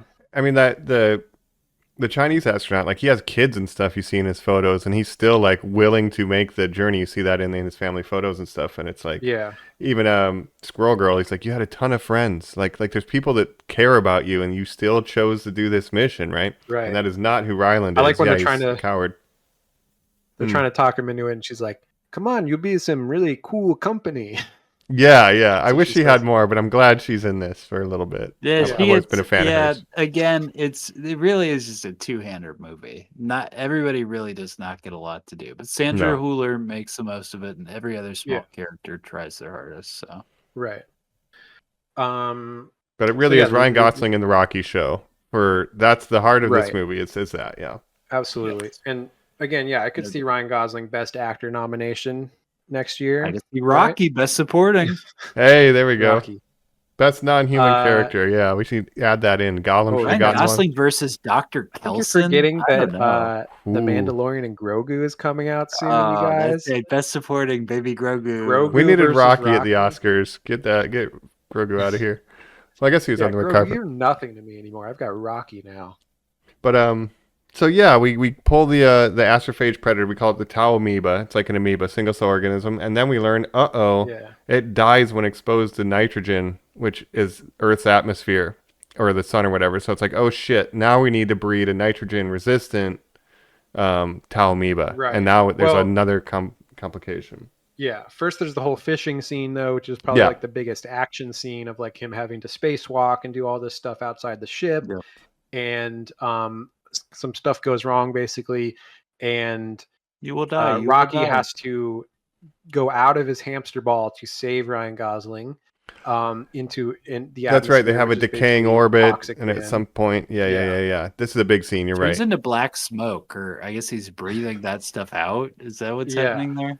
Or is he just disintegrating? Is he like acid to him? I don't know, but yeah, he's getting fucked up, and he saves Ryan Gosling. He puts him on the medical table, and barely climbs back into his hab, and is really fucked up after that point. He's really fucked up, and Ryan Gosling wakes up and is like, "Oh no, is Rocky dead?" And there's like a couple minutes where you think Rocky might have died doing this. He's like, "Don't worry, buddy. I'll watch you sleep. You just have to promise to wake up." Another I emotional moment. literally cannot Yeah. go to Eritis or whatever it's called and cure it from its son dying without you. He's like, I Yeah. don't know where it is. He's like, you have And to Rocky left him a survive. message: Mm-hmm. save Yeah. Earth, save Arid. He's like, you have Yeah. to wake up because I can't say, like, you need to be alive to save your planet. Yeah. Sets So up a heat lamp he for him. yeah, he tries to basically cure him and bring him back to life. And so after a long sleep, Rocky does wake up. And I was like, at this point, I was like, is Rocky gonna die? Like, I didn't know how this was gonna go because I was like, it'd be a noble sacrifice of him, but I Yeah. would think that I hope he doesn't die because that would be a real downer in this movie. But it does work out, of course, because it is a heartwarming movie. It's not that kind of movie. And this is where I definitely say, yeah, not a dog. Like he's scared for Grace. He busts out of his thing, drags him. Like this is two best friends who care about each other, right? Yeah. And you know He's that a really hero. got me. He's Scientist. a hero in my Yeah. book.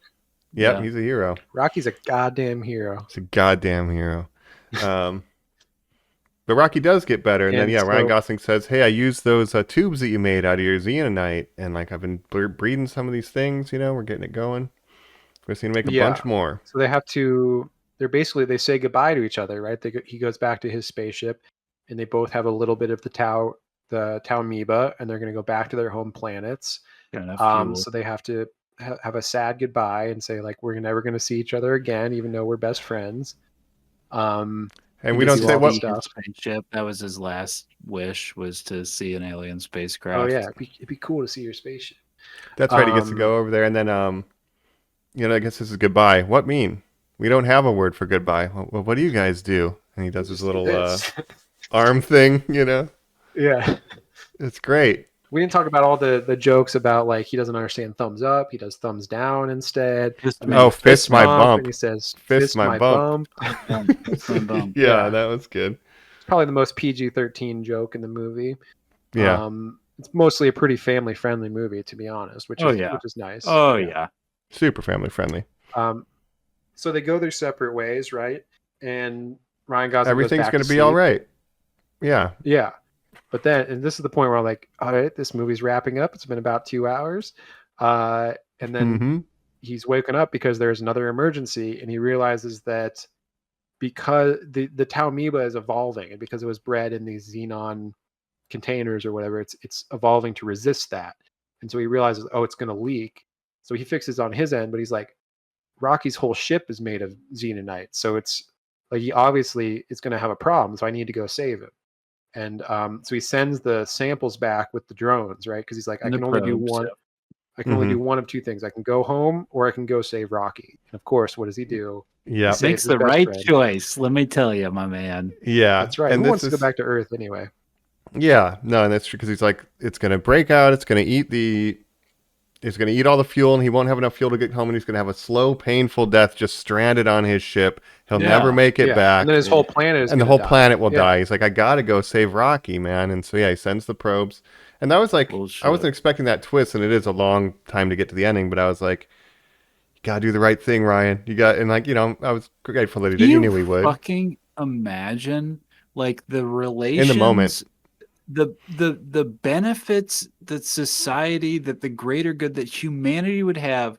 We made an alliance with an alien species, the only other alien species that survived this. Oh, why did we make it? Because two guys in space became best friends. It's like our whole society is commingled because these two astronauts liked each other. One from each side was like, hey, you rule, and I'm going to go save your whole race. Why? Because you were a good dude to me, and you did the right thing. It's like, oh, that's great. That's so It's a good nice. thing they have personalities that vibed with each other.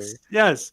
God forbid one of them was a bit of an asshole, and it's like, well, I'm sure he'll figure things out. Good luck. It's like, see you later. If you're going to be an astronaut, it's probably good to have a collaborative attitude, not be like a Dr. McCoy type. Like, maybe that wouldn't really work practically. Can you imagine? You weird rock monster, But get you away had to from save me. Rocky. I mean, we're fine. Good luck, Rocky literally saved his life. Of course, he had to go save Rocky's life. Of course.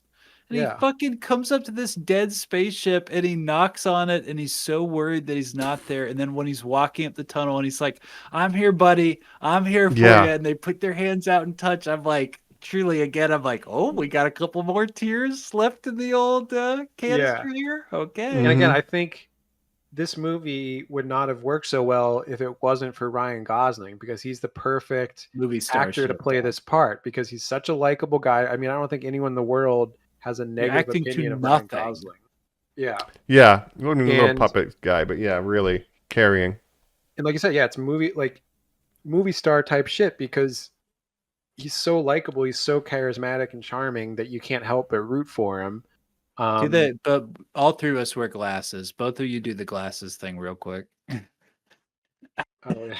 Yeah, it's one ear under Talk the about chin. movie star shit. To be able to pull that off, ridiculous. Somebody He's said sort that's of the a most disheveled unbelievable guy. part about the movie. Nobody with glasses would ever do that. Like, if anything, No. you just put him up here, you know, to get him out of the way. You wouldn't. Right. Even do that, that. even that, you're a lunatic for doing. Yeah. But you know, But I think Ryan Gosling, his whole persona is sort of the everyman, and that's why he works so well, like in Drive, in these different movies, because he is the everyman in so many. I mean, he's just especially Ken. for like millennials, and yeah, he's just Ken. He's people see them, and that's why he's become sort of this figure in memes and stuff, because so many people see themselves, so many men especially probably see themselves in him. It's like, I mean, if you were just a little more handsome, you could almost be like Ryan Gosling. Yeah, and shout out to his wardrobe department for the Earth segments. Like, he's got these weird sweaters and stuff. Like, they really dress him like a goofy kind of goober. Yeah, Regular guy. he wakes stuff. up, he's got long hair and a Tucked into beard. jeans the whole movie. Yeah, oh, he does. Yeah. He's When he going first wakes up. Castaway. Again, Castaway in space. Yeah. Very Castaway, yeah. But his hair's all crazy all the time. Yeah, but he's just the everyman. He's an affable guy, and he bonds with Rocky, and Rocky's such an affable guy too that they just bond together. It's just two guys bonding. So describe the final scene and what their bond culminates to. So obviously he sends the probes back to Earth, and we see older. How many Santa years Cooler. has passed? Yeah, it's been I think what? they said it took 20 11 years to get there, and then 4 years to get back, or something. I'm not sure how that works Wow. exactly, but so it's been like 15 to 20 years at least. Yeah. Okay. Yeah, so I guess on Earth, Mueller's on a ship in the Arctic. Well, it doesn't have to be the Arctic. Yeah. It's the Earth has been cooling We because see of the effects decay. already. Yeah. So it's pretty bad, So but she's maybe like we can reverse piloting the ship, and she's visibly older with makeup or whatever. It's like time has passed, and yeah, they're cutting through like ice in the water, and it's like, oh yeah, shit's getting real bad here, but don't worry, got the cure now. And then we cut to Ryan Gosling himself, and he's on, he wakes up, and you see him in this little habitat or whatever, and you find out that he's on Arid, and the Arid scientists have created this habitat for him to live in. Biodome. Yeah, right. And Rocky can visit him, and they walk on the beach together, and they love it. And he's teaching little Iridians science. He's back to teaching classes, just like he did. He belonged in the classroom all along, you know? Yeah. He gets his full Yeah, it circle. opens with him as a teacher, closes with him as a teacher. Yep. Yeah. And how cool to be a teacher of an alien species. And we get this another tier moment where it's like, hey, man, hey, Grace, Rocky's saying, the spaceship is fixed. Our scientists fixed your spaceship. You can go home whenever you want. Oh, yeah. And he says, it's time to start talking about can I that think about shit. it? And he says, think about it for a long time, Rocky says. And I think that's Think for a long time. Yay. Which And is the I'm opposite of cheering. Mueller. You have Yay, 3 two hours. friends. Exactly. Yeah. Friends question. So it's like, yeah, it's really good. To me, it's like, yeah, obviously he's never going to leave. Like, he's going to live his rest of his life on Arid and live with his That's best so buddy, scary. Rocky. He's not going to go back to Earth. He'll have a wife who's like this big. He's going to have a rock wife. A little rock. She's like, I experience time differently. And he's like, that's nice. That's good. Yeah. How are you? But there's definitely, yes, several moments where I was getting emotional and tearing up in the theaters and stuff. So it definitely is very effective in that way. And it's very heartwarming and emotional. Hell of an ending, hell of a character, hell of a cast and crew. Anything else you guys want to say before we jump to final thoughts? Just want to shout out kind of when Mueller gets the probes and she sees all of his logs, like, hey, this is my guy Rocky, and all the antics. And she kind of has this moment where, she's almost vindicated, and like that, I believed in you. I believed in you, Grace, and you done God. did it. I maybe shouldn't have Thank drugged you, God but he you met did an it. alien. Like He how says in the- much faith does that take to just be like, I sent him up there. It's gonna take 16 years. Let's just hope that pays off. Oh, he sent some videos back. Oh, he met an alien. Oh, it all worked out. That's great. Yeah, yeah. right. One day And, you just I mean, get a he package. says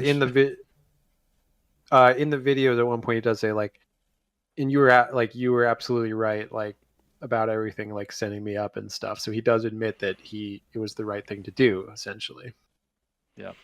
Yep, and yeah, mission accomplished. It's great. Arid.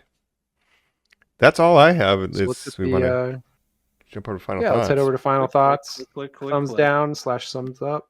Fist my bump. Fist my bump. We're back here on Normies Like Us. We're wrapping things up, wrapping up our final thoughts here on Project Hail Mary by returning back to Earth, or maybe we never will. Who knows?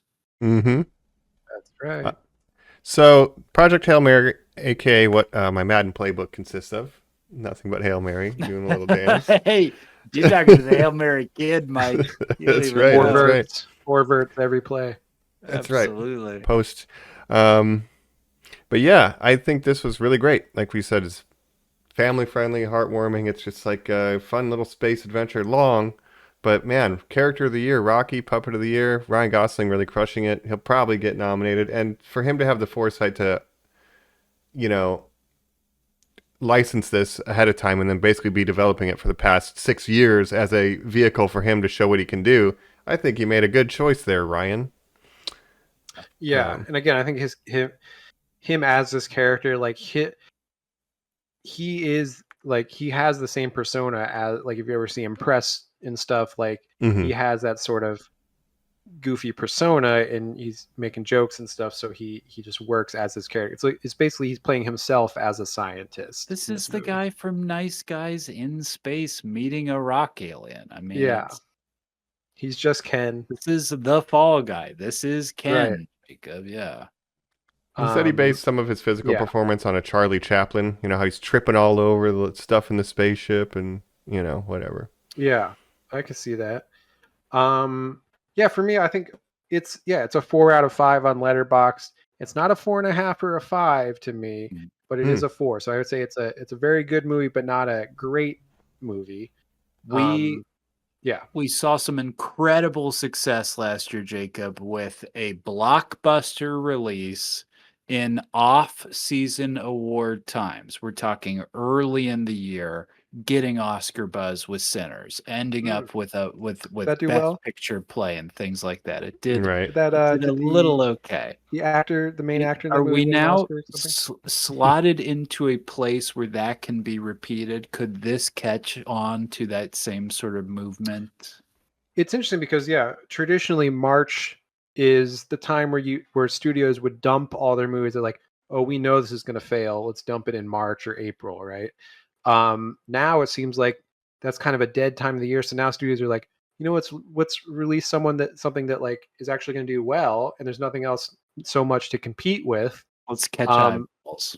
Yeah, and I mean, this movie has done really well so far, financially, critically. People are loving it. Like, so yeah, it's been a huge success.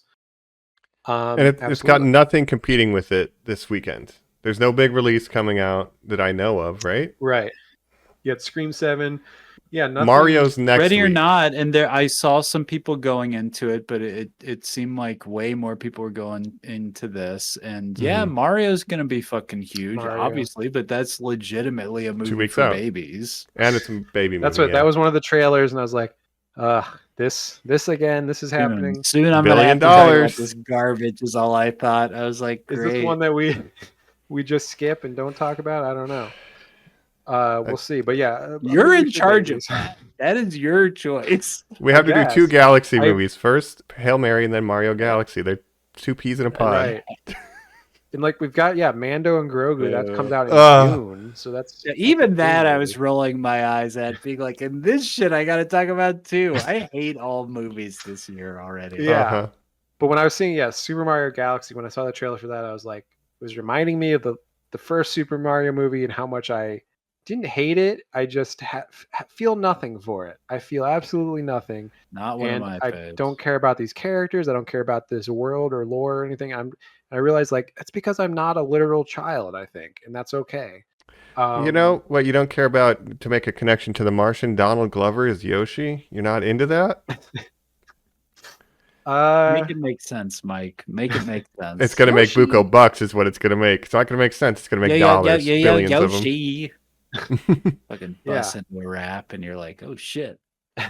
Yeah, right. The This is Yoshi the one. Mushroom Kingdom. I Don't like catch you Charlie slipping Day now. as Luigi.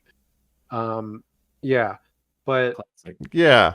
yeah, This is an old school movie, though. This is like a regular movie-ass movie, you know? And I like that it's a Yeah. movie-ass movie. It's We a don't get a real lot of movie. these. Yeah. it's a movie. Practical, like we said. Practical, based on a book, my classic minor formula. complaints. Again, for my minor complaints, I would say it's a little derivative because if you just combine again The Martian, Interstellar, and Arrival, you're getting a lot of things that happen in this movie. So it doesn't have a lot of original ideas. I would say it's kind of mashing together a lot of these movies. And I was saying like, yeah, it's Interstellar with MCU quips. So that's maybe a little bit Guardians of of the Galaxy you know, energy. yeah, but it again, the humor, whether it works for you or not, is going to be a big part of how much you like it. But like I think some of those movies are perhaps, dare I say, better movies. Like I think Interstellar is perhaps a better movie than this movie. I would But say so. That's not to say this movie is bad. This You is wouldn't say so? cozier, though. Like, I get sad Yeah. watching Interstellar. I feel warm when I finish this movie, right? Yeah. Yes, but this is a crowd pleaser, whereas Interstellar is it's a downer, but it's a more serious movie, perhaps, and it's a Christopher Nolan movie. It's not making a bunch of jokes, but it has heart to it the as Odyssey. well. Oh, Yeah, we got the Odyssey coming soon. do have Yeah, the it was Odyssey. Matt Best Damon, Picture, Ridley Best Scott. Odyssey. The Odyssey, Dune Part 3, Disclosure Day. That was another trailer I got. I think Disclosure Day, don't sleep on it. Spielberg and Aliens, like he's got a good track record with Aliens. Hard Josh to see. O'Connor, my guy. Oh Did boy. you see the trailer for that? I didn't. Disclosure Day. I You know did. anything about it? It has not been disclosed to me, unfortunately. It's an Alien First Contact movie. So I've seen Okay. the CGI deer. I know what it's all So- about. don't sleep Two- on I have a- my boy Spielberg. I won't sleep on Yeah. Stevie. He, the fableman himself. But this movie, Encounters. I want to shout out the Harry Styles song that's been marketing this. Sign of the Times. I thought Yeah. this was a song Isn't from it? like the 70s. Like I didn't Well, yeah, realize it this, was a new song. Okay, What's yeah. that? So it came out a couple years ago. Harry Styles. Sign The of one the she sings at Times. karaoke. It's yeah. Just stop your crying. the It's a reason- sign of the times. The reason Gotta you get think that, away Mike, from is here. because when it came out, it was so David Bowie inspired. It's Yeah. basically Harry Styles doing. I a thought it very- was a David Bowie song. That's how I funny. felt too. No, Yeah. You guys don't remember this? This came out in like 2018 or something. No, because I don't No. listen to popular Huh. music. That So I did young think- man has been around since 2018. Good lord. Harry He's only Styles gone has been a single around a lot direction. longer than that. He was in a group called One Direction. I don't know if you remember them. That young gentleman. That's right. But yeah, so I thought But this was no, like I a remember- classic Bowie kind of song. Yeah. Yeah, so I remember when this song came out, Sign of the Times, and because I was working at a certain old job that Mike and I used to work at together, and it was a big song with, the TikTokers and stuff at the time. Oh, And I right. was like, Yeah. it was the first Harry Styles song I heard, and I was like, and recognized, and I was like, that's a Harry Styles, because I don't listen to Harry Styles either, but when that song came out, I was like, I like this song, and I realized because it's so Bowie 70s Yeah. inspired, I was like, it was him doing something different, and none of his other songs sound like that to my knowledge. And I was like, I actually like this song, like back in like 2018 or whenever it came out. Said I'll never listen to his stuff again. Now hand me that watermelon sugar beverage I wanted. See, I don't know Yeah. his other songs, but I want to You like. know him. I You gotta- know I don't. him. But I just want to say I love this Sign song. of the Times, I did know. Yeah, and it's the one she sings in karaoke, and it's been stuck in my head. And when I first saw the trailers, I'm like, oh, they're doing that Guardians thing where you get a 70s song, and it's like, oh no, that's a 2018 song. This is fairly new. So Yeah. I got So tricked. I'm looking up. It released 2017. So yeah, I was at our old job, and it was a big TikTok song, and I was part of my job was like editing TikToks and stuff. So I heard it a lot, and I was like, and I had the same reaction when I first heard it. I was like, wait a minute, that's a Harry Styles song, and I liked it. So I was like, okay, this Harry Styles not so bad. It's been stuck in my head ever since I saw this. The other final thought I have is Yeah. this reminded me of a good Star Trek episode. That's why I was upset that it's too long. Because you could do Darmok, Temba Tanagra is arms wide, right? Like we've done a how do I communicate with an alien and solve a common problem episode, and you can do it in 5 acts and 45 minutes. Now this is a feature film, so like 2.5, 236 felt a little bit long for a structure that I've experienced in sci-fi of new alien, how do I communicate, how do we solve problem? Kind of thing. Again, it has a lot of plot points to get through with all the explaining the Petrova line and the astrophage and all these new concepts and stuff. So I can understand that. Yeah. But there were certain scenes that I'm like, this could have been trimmed. Even the stuff when in the early on when he's hanging out with the bear pastry chef and doing shenanigans, like that's fun, but maybe could have been cut down a little bit. Just because it's to be betrayed. There's so much. You want less Skittle time? Fluff in this movie. Unfortunately, box in a box. Release the Skittle cut. Yeah, it could have been tightened up a little bit. And again, by the end of it, it was emotional and I was loving it, but also it was wearing out. It's wearing its welcome out a little bit for me. Whereas, like, man, I've been sitting in this theater a long time. I'd like to not be here anymore. Coke is huge. I got an extra large. Bladder is small. But ultimately, I did like it. I just think minor nitpicks because again, I think it's perhaps going to get overhyped because everyone's loving it so much that I have to be the cynic in the room and say like, let's slow down a little bit. Like it's not the greatest movie ever made. But ultimately, I think it was a very effective in what it was doing, and I liked it. Do we like it more than The Martian, Colin? Do you like this better than the other movie based on a book like this? I was gonna say, compared to last week where we did a 3-hour episode on One Piece, obviously this is a little shorter, and that it does not come from as long a as the movie slightness. itself. Yeah, which is no, certainly not. But that doesn't come from a slightness of us being able to like not find things to talk about. I think it's just the general agreement of us all being on literally the same page of like, we like it a lot. It's just not our favorite thing ever. It's like, do I like this more than The Martian? I don't know. I mean, the strengths of them are so different. The Martian is so nitty gritty technical. I love the stuff where he's like, no, I have to do X, Y, and Z to make this work. Versus the vibes hangout that is this movie of kind of just the more montagey, him ping-ponging stuff off of people to be like, what if we try this? Like him and Rocky experimenting is its own different kind of fun. That's true. Yeah. Getting to know each other. Yeah. Just different vibe. Again, I compared it to, The Martian, Interstellar, Arrival, all movies that I really like and rate highly. And so would I say is it better than any? Perhaps it is on the same level or better than The Martian. I still would put Interstellar and Arrival, 2 movies that I really love, above it.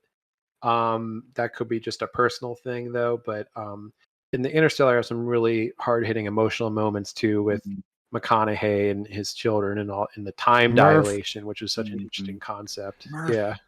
And Timothy Chalamet. Timothy Chalamet, his son that he doesn't care about. I'm sad. That I'm grows up to be sad, Casey Dad. I'm a Affleck. little kid. And now I'm older, Dad, and I'm sad too. He's going to be Lisa Al Mike Gaib. is somebody who just watched them. That's right. Martian versus this. Do you have a preference? I like this more because of the hangout vibes. I like The Martian a lot. I'm the greatest botanist on the planet. Like stuff like that is funnier, I think, with Matt Damon. Technically, I live here. I'm the first Martian. Like it's all this fun. I It's colonize almost like Mars. Like pedantic fun. This is just like fun. Yeah. This The is Martian fun. doesn't have Rocky in it, so I would say that puts this above The Martian. Also, I'm stranded here too. A weird alien. I'm like, oh shit. This is What's higher funny rated. too is I always just then Interstellar, Arrival, and The Martian in both categories. It has higher ratings right now on Rotten Tomatoes. higher ratings. Yeah, because Higher it's rated such a than crowd Interstellar, The pleaser, I Martian, think. and Arrival in both audience and critics. That's wild to me. Yeah. That's cool. I understand that. I don't necessarily. It might be agree with recency it. Like, I bias. think I'm kind of with you, Jacob. recency bias. It Like, 100% is. Yeah. it's everything everywhere at all at once. Everyone is unanimously praising it, and it's going to get overhyped at some point, and there's going to be a backlash. So just get ready for that discourse around it. But I think it is very, very good. What's funny is I wanted to mention again The Martian and Interstellar, 2 movies I used to always think of together because they both feature Matt Damon stranded in space. Because Oh my gosh. Interstellar has that part Yeah. where Matt Damon and he like sabotages them. Miller's Planet, right? It has like the Matt Damon cameo. I'm like, does Matt Damon just have to be in every space movie now? But so they missed their chance to have a Matt Damon cameo in this somehow. The Odyssey. That's The right. Odyssey. Yeah, some big movies coming out this year. I think it'll be really interesting because, like you said, you have the Odyssey, you have Dune Part 3, which is, if it's as big as I hope it's going to be, like that could be an Oscar contender because the first two Dunes were nominated for Best Picture. This one, if it's the Return of the King arc, then it's going to sweep all the awards. I don't know if that's going to happen. Probably not. I don't know. It's an interesting But conversation, though, with all the interconnectivity between something like The Martian, which was Matt Damon, but the same author, and then Ryan Gosling's going to be going against Matt Damon, but now in Ridley Scott's The Odyssey, and Timothy Chalamet, who was in Interstellar, which is similar to this, being a Right. Dune. And the cinematographer from Dune is on this. Which movie stars everybody's been Zendaya rotating in and out. is going to be better. Yeah. Yeah. Plus, of course, you've got Avengers Doomsday. You've got Spider-Man Boo. Brand New I Day. think, Ooh. here's something I want to ask you guys. I was thinking about while I was watching this. Drew Goddard, whose biggest other films are, he wrote Cabin in the Woods and directed right. that film. Love right? that movie. Nice. And Underrated- then he did these sort of underrated Quentin movie. Tarantino Bad Times at the El Royale. Did you guys ever see that? Never saw Not that a one. huge fan of that one. I Yeah, did pretty see it. bad. So both films, a Chris Hemsworth joint. Do you think Chris Right. Hemsworth, Thor, could have been in this movie? Ooh. He doesn't. I Interesting. don't think he has the That's Gosling too smarmy. charisma. That's I too like smarmy, Hemsworth. Jacob. I don't hate Yeah. him, but he's not a Gosling. I Yeah. mean, Could I Liam don't think he do could it? do it, honestly. Leo. Mike, how dare Liam Hemsworth. Oh, Liam. Mike, how dare you ask how that? dare you Sorry. bring up one of the lesser Hemsworths? You're right. You're right. I Um, apologize. The Witcher. You're right. Yeah, we're out. No, we're out. I think very few actors could pull off this role No, as well as I Gosling. agree. Yeah. I Yeah. agree. Remember when Star-Lord did Passengers with If Chris Pratt was in this movie instead of Gosling, it would be so much worse. Passengers was not Yeah, good. you'd be so worried about Rocky the whole time. You'd be Yeah. like, get away from that Jesus freak. Yeah. Don't listen to him. But he would go like No, this. like, imagine "Whoa, this Rocky." flip Let's side. pray about it. If you cast Ryan Gosling as Star Lord in the Guardians of the Galaxy, those movies would actually be better. Wow. Damn. They do Because I some- just like Gosling a lot more than Chris Pratt. I tend to Maybe that's just agree, me. maybe. I don't know, man. Yeah. I don't know. But Yeah, yeah, Drew Gosling, Goddard, good Cabin pick. in the Woods. If you Yeah. haven't seen that underrated movie, he was sort of again Joss Whedon acolyte protege because he came up working on Buffy and Angel. I was gonna say, didn't he write Buffy and Angel? Yeah. Yeah. Wow. So Okay. he was a Joss Whedon protege who directed Cabin in the Yeah. Woods, written by Joss Whedon and Drew Goddard. So again, the Joss Whedonification of everything. The humor is a direct Yeah. line. Continues to He's a this student day. of the game. Jeez, oh man. Yes, he may have been canceled because he's not a good person, but he really changed everything about popular culture in so many ways that we're still, putting How together to major this day. properties are written to this day. Yes, he has had an Yes. influence on an undeniable one. We can't escape it. Yes, can't but I weed am 'em out. excited for 2026 in movies.